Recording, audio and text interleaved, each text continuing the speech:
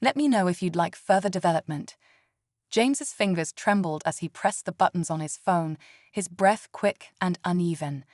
Every second felt like an eternity as he waited for the call to connect. Lily's small arms stayed wrapped tightly around his neck, her head buried in his shoulder, and he could feel her hot tears soaking through his shirt. Her muffled sobs tugged at his heart with a force he couldn't ignore. Whatever had happened to her, he needed to act, and fast. When the dispatcher answered, James struggled to keep his voice steady.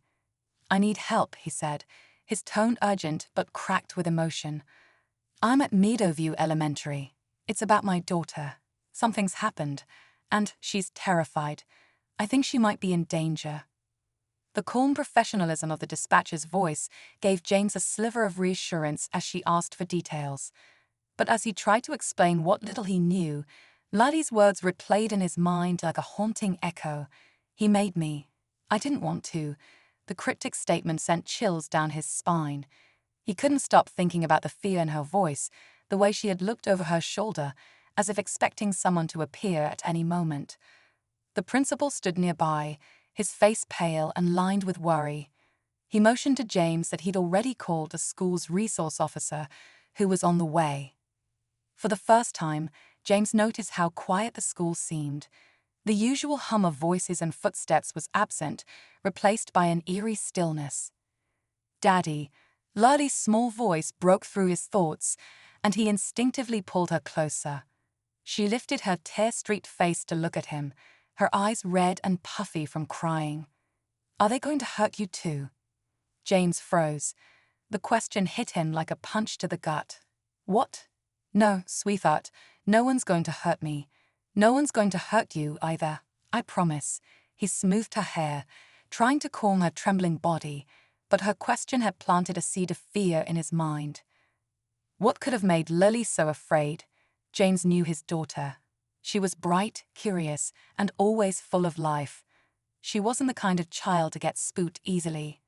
Whatever had happened, it wasn't just a misunderstanding or a playground accident. This was something deeper, something darker. The resource officer arrived a few minutes later, a tall, steady-looking man named Officer Hughes. He knelt down to Lily's level, speaking gently to her. "Hi, Lily. My name is Officer Hughes. I'm here to help you, okay? Can you tell me what's going on?" But Lily only tightened her grip on James, shaking her head furiously. "I don't want to talk to him," she whispered, her voice barely audible. James exchanged a glance with the officer, who nodded in understanding. "It's okay," Officer Hughes said. "She doesn't have to talk right now. But Mr. Carter, if you've heard anything from her, anything at all, it would help us figure out how to keep her safe." James hesitated. He didn't want to break Lily's trust by sharing what little she had said, but he also knew he couldn't stay silent if it meant protecting her. Lowering his voice, he relayed her words to Officer Hughes, careful not to let Lily overhear. The officer's expression darkened. "We'll need to take this seriously," he said, "but we'll also need more information. Did she mention who he is?" James shook his head. "No, she hasn't said much at all. She's too scared." As they spoke, James noticed Lily glancing toward the window. Her body tensed, and her breathing quickened. He followed her gaze and saw nothing out of the ordinary, just the schoolyard beyond the glass, empty and quiet. But to Lily, it seemed anything but ordinary. "Lily," James said softly, "is there something out there? Is someone outside?" Her lip quivered, and fresh tears spilled down her cheeks. "I don't know," she whispered. "I don't know where he is." James's chest tightened. He fought the urge to demand answers, knowing it would only frighten her more. Instead, he stroked her back gently, speaking in the calmest voice he could muster. "It's okay, sweetheart. You're safe now. No one's going to hurt you." But even as he said the words, he couldn't shake the feeling that they weren't entirely true. Whoever had done this to Lily, whoever had made her feel this way, was still out there. And until James knew who it was and what they wanted, he wouldn't be able to rest. Officer Hughes stepped outside to speak with the principal and gather more details. James stayed in the room with Lily,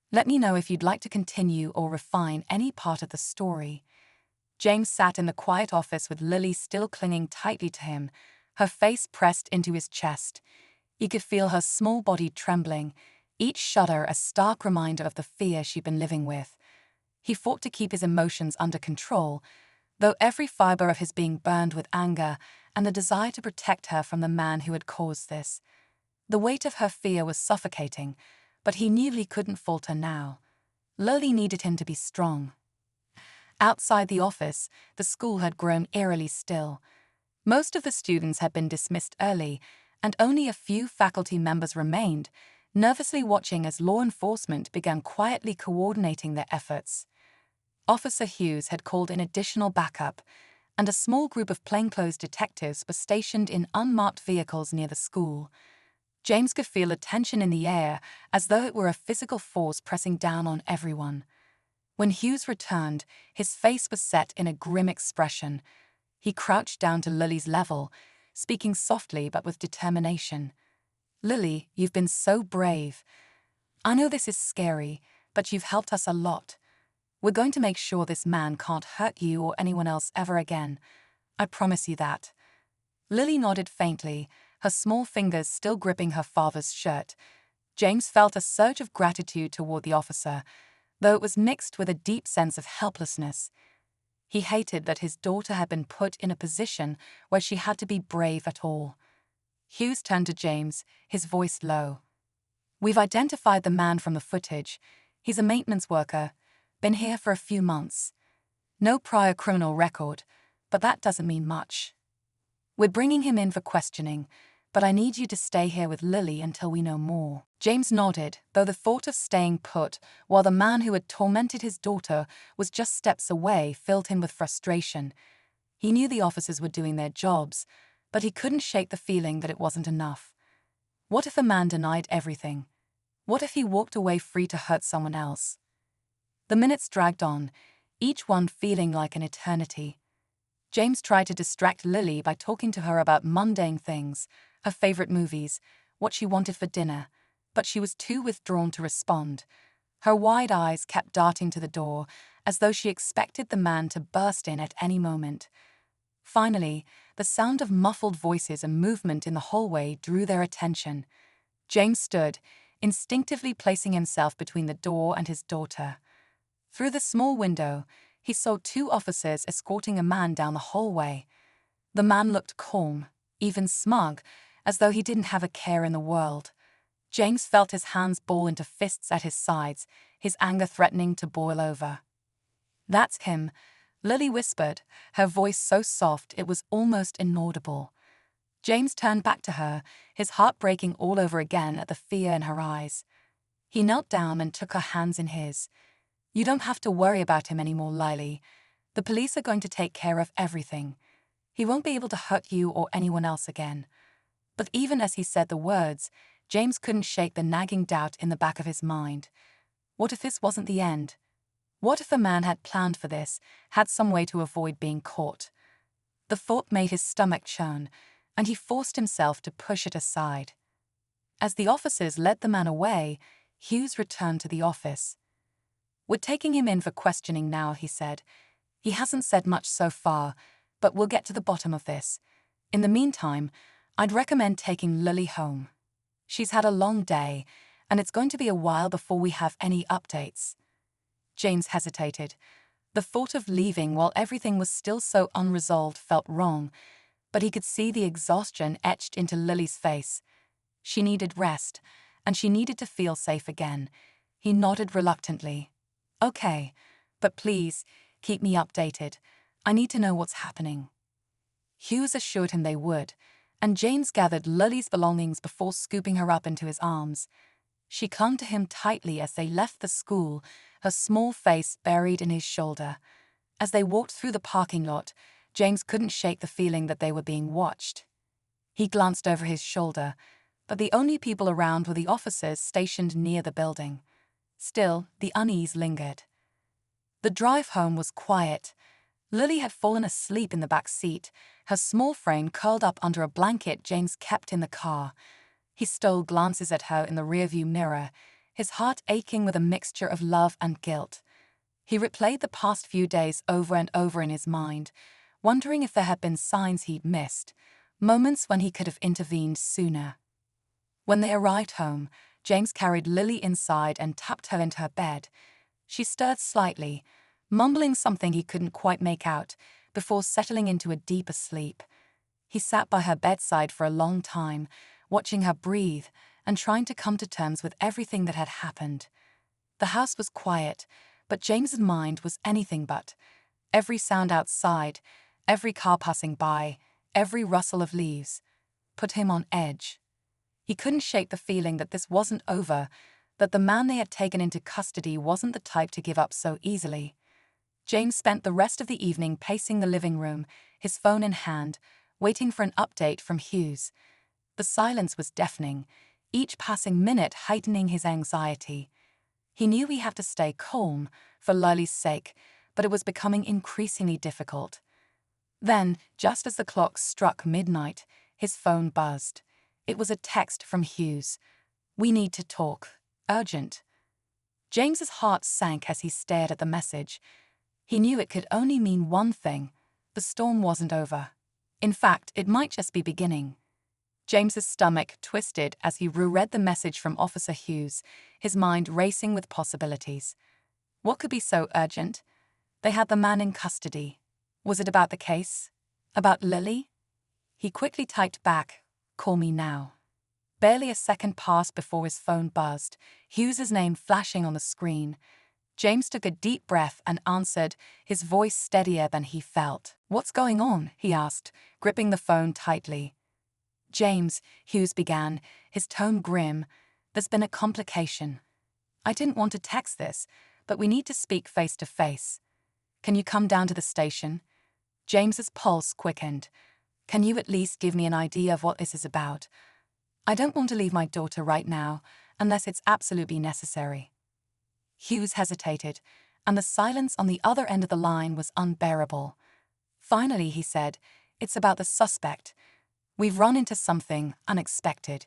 It's not safe to discuss over the phone." James felt his legs go weak, and he sat down heavily on the couch. "Is Lily in danger?" "I don't think so, not immediately," Hughes replied quickly.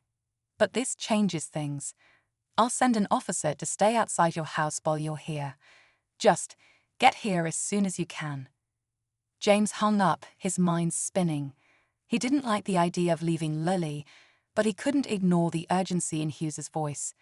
He went to her room, where she was still sleeping soundly, her face peaceful for the first time in days. He gently kissed her forehead and whispered, "I'll be back soon, sweetheart. I promise." True to his word, an officer was waiting outside the house when James stepped out. The man nodded to him, assuring him that Lily would be safe while he was gone. James drove to the station with his heart pounding, the dark streets rushing by in a blur. When he arrived, Hughes met him at the door, his face etched with worry. Without a word, he led James to a small conference room where a detective and another officer were waiting. A thick file sat on the table, its contents spilling out like pieces of a puzzle waiting to be assembled. "What's going on?" James demanded, his voice taut with tension.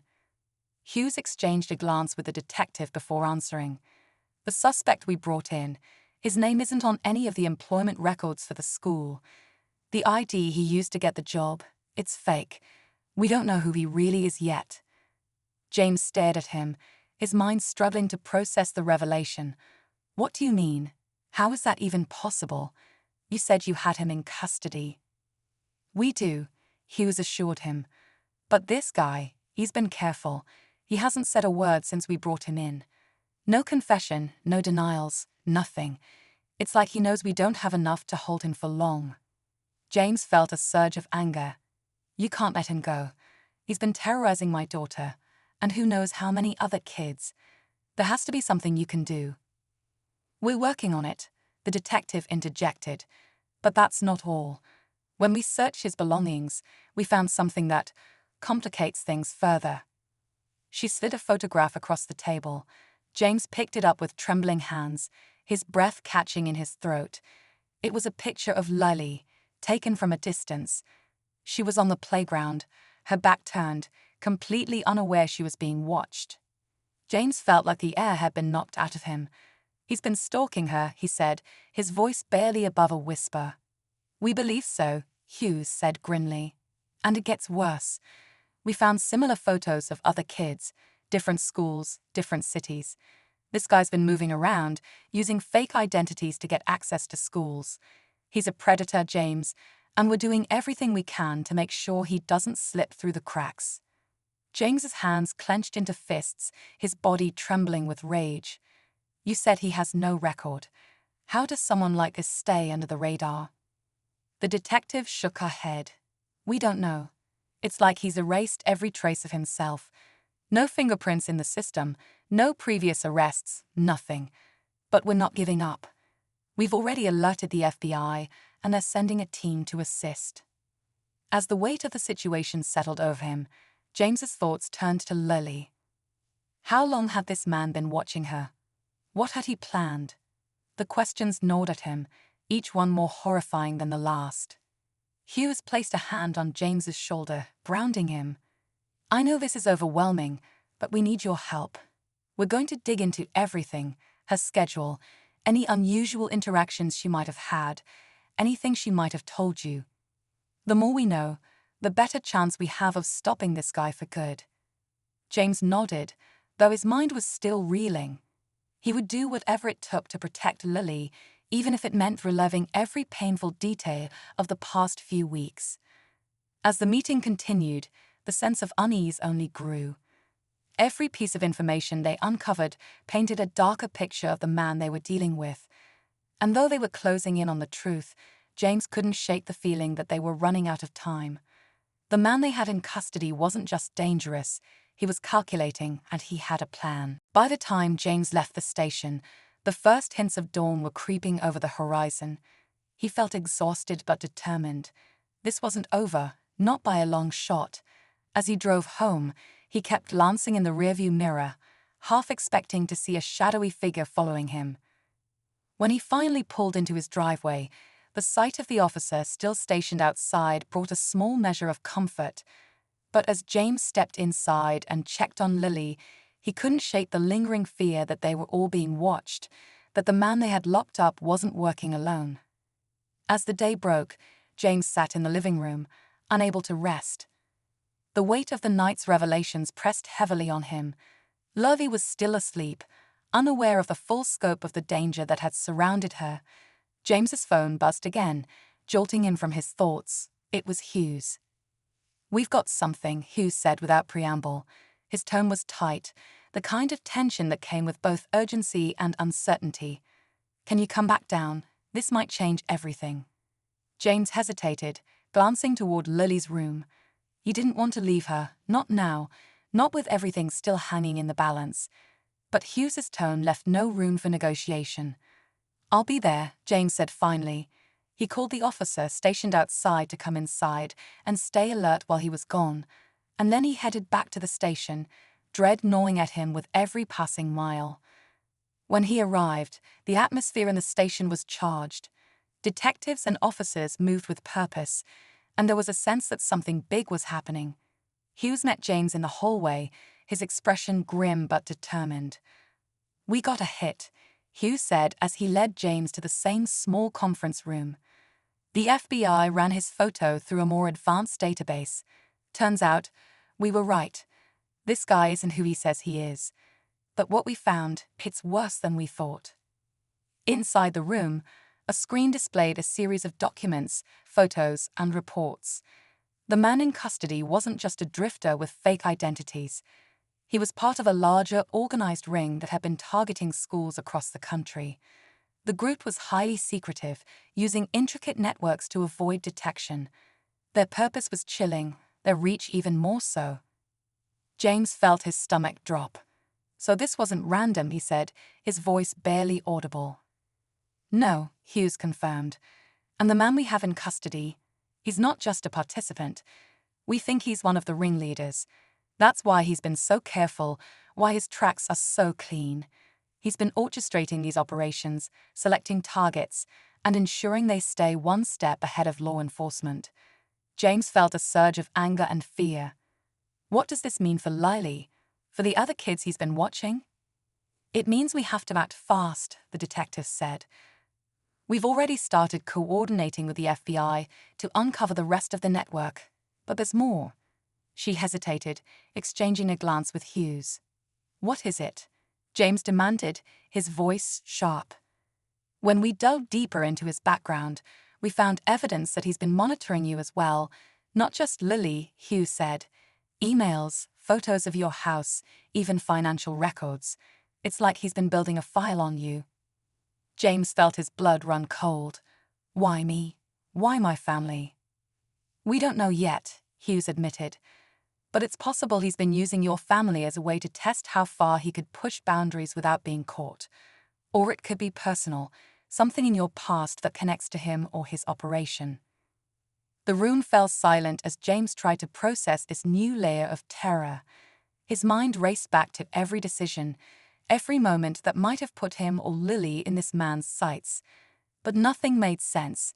There was no clear reason why they had been targeted, no explanation that could make this nightmare logical.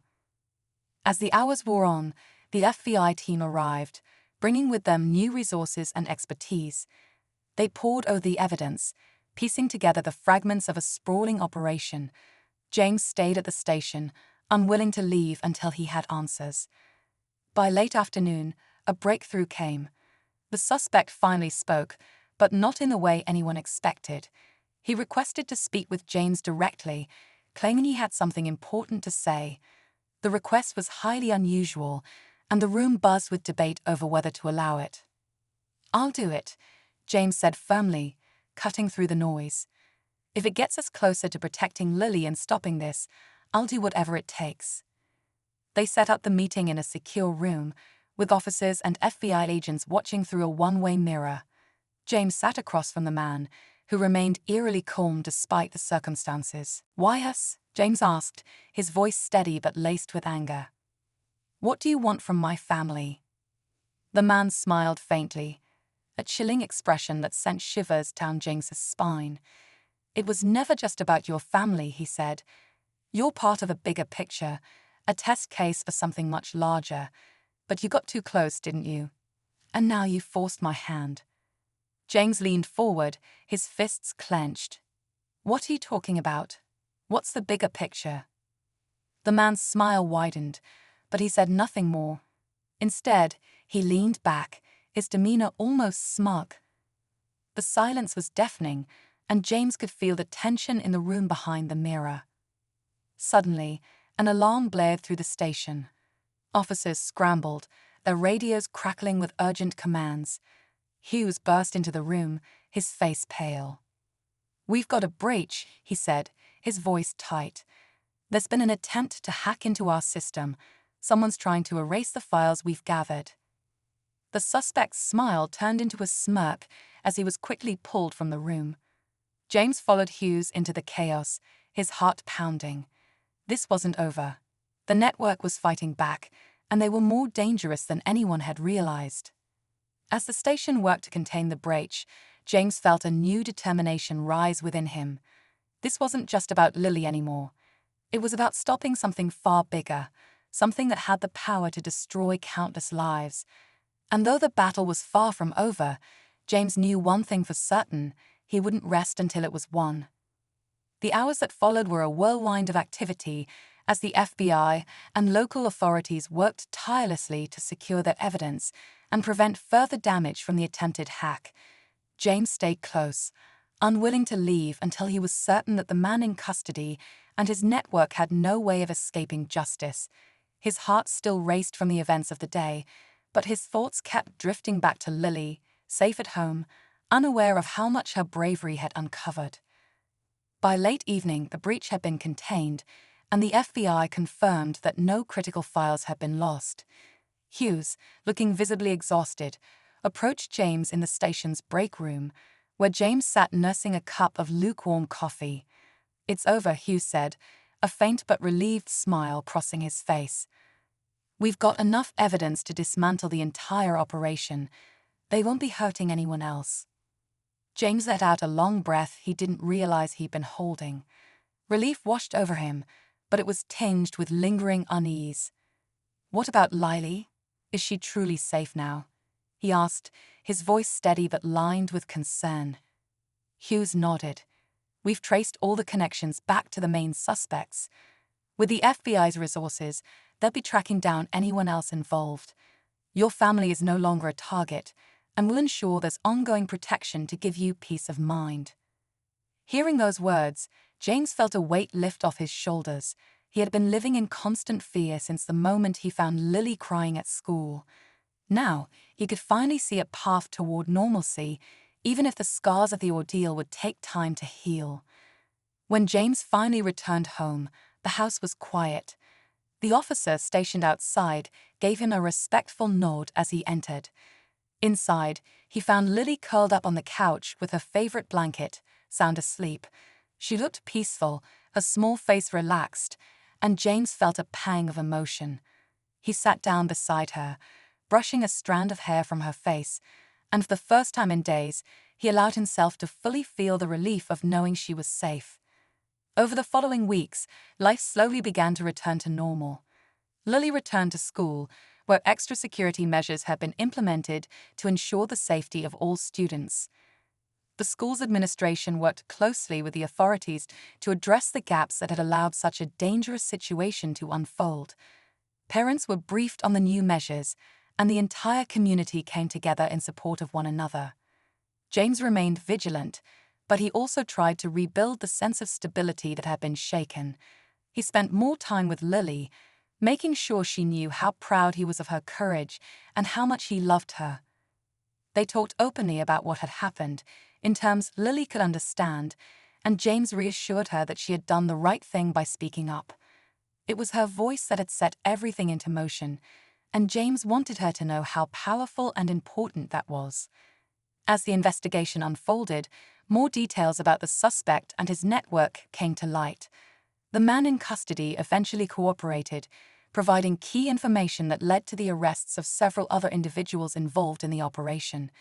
The FBI publicly praised the efforts of local law enforcement and emphasized the critical role that James and Lily had played in exposing the criminal ring. One evening, as James and Lily sat together in the backyard watching the sunset, she turned to him with a thoughtful expression.